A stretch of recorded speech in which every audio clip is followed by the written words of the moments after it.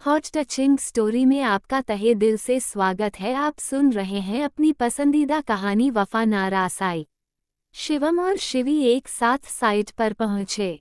यहाँ पर इन दोनों से पहले ही मीठी और रणवीर मौजूद थे।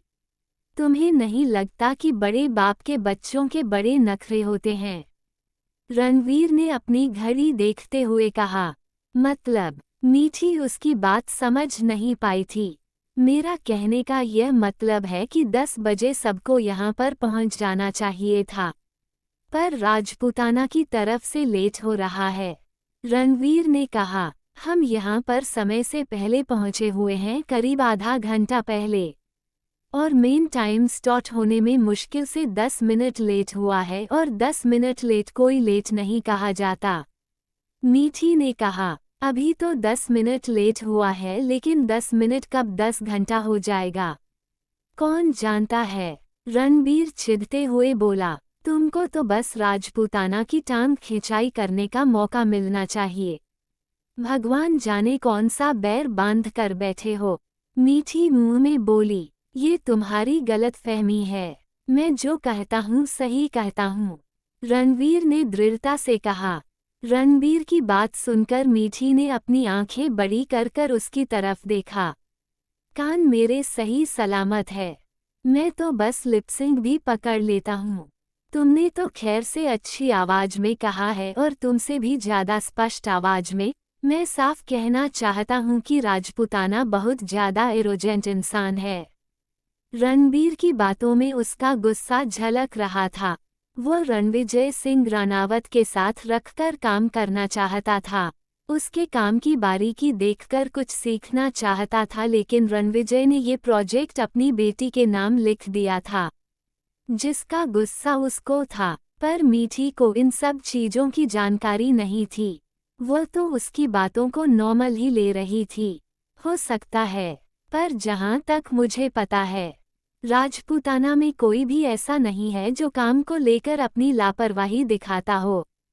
और जहाँ तक बात पंगे और एटीट्यूड की है, भले ही इन लोगों के बच्चों का कॉलेज या स्कूल में हो सकता है, क्योंकि आज के ज़माने में तो शरीफ कोई भी नहीं है, पर उन लोगों में इतनी शराफत बची है कि ऐसा कोई पंगा या हंगामा नहीं हुआ जो कि मीडिया से होता हुआ लोगों के कानों में पड़ा है।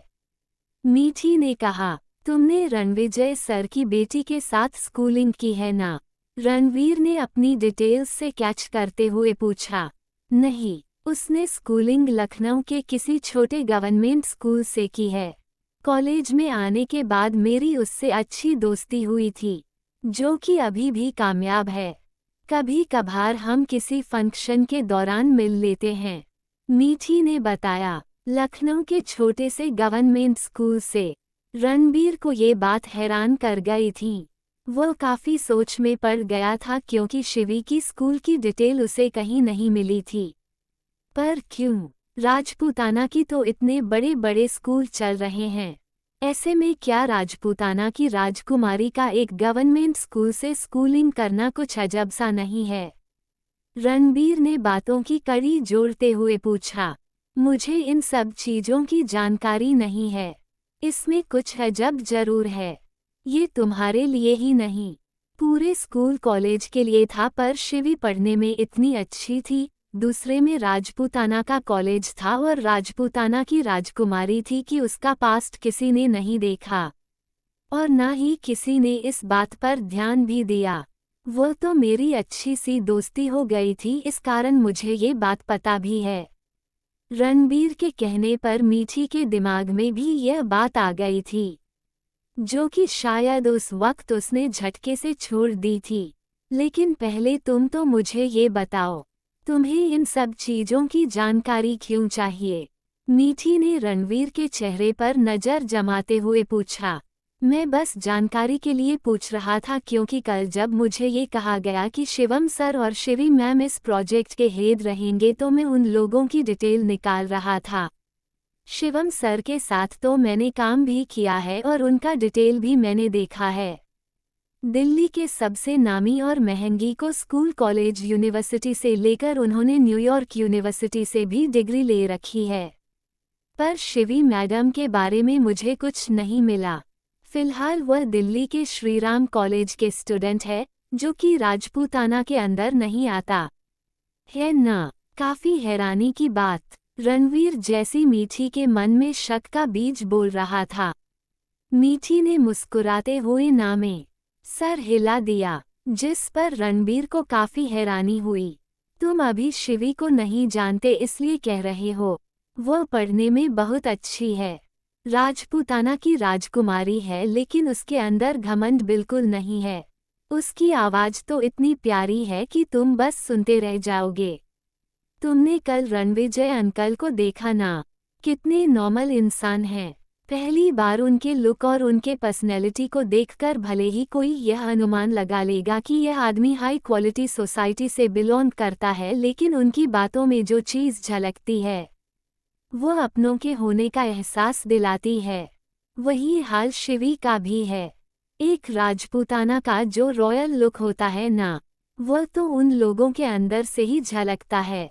बुरा मत मानना, वो रॉयल लुक मुझे कभी कभी तुम्हारे अंदर से भी फीलिंग देता है, मीठी ने कहा। मतलब? मीठी की बात पर रणबीर बुरी तरह से चौंका था। मतलब ये कि कभी आईने के सामने खड़े होकर खुद को देखो, तुम्हें खुद समझ में आ जाएगा, मीठी ने रणवीर के चेहरे की तरफ देखते हुए कहा। इस वक्त उसके आंखों में धूप का चश्मा भी नहीं था, क्योंकि सुबह के 10 बजे बज रहे थे। जाते हुए ठंड के दिन थे तो हल्की हल्की गर्मी धूप सबको अच्छी लग रही थी। मीठी की बात ने रणबीर को अच्छा खासा चौंका दिया था और वह सोच में पड़ा था।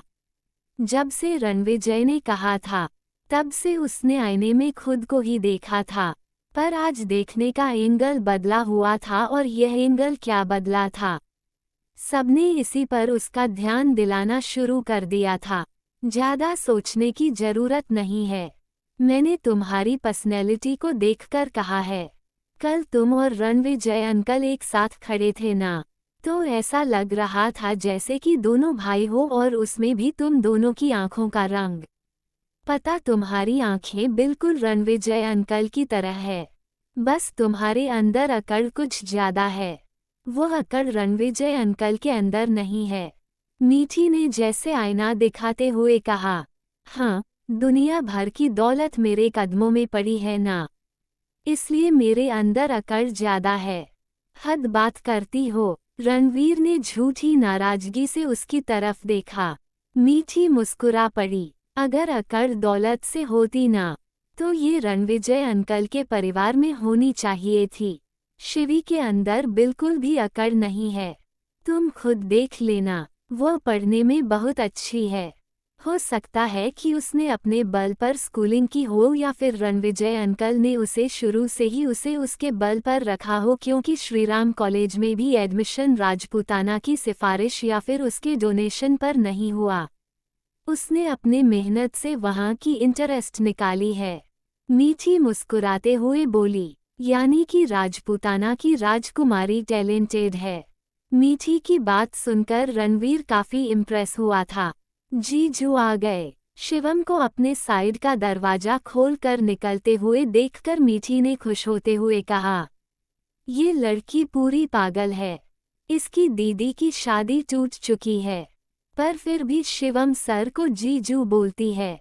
रणबीर ने अपना सर झटकते हुए कहा, तुम्हारा दिमाग खराब हो गया है।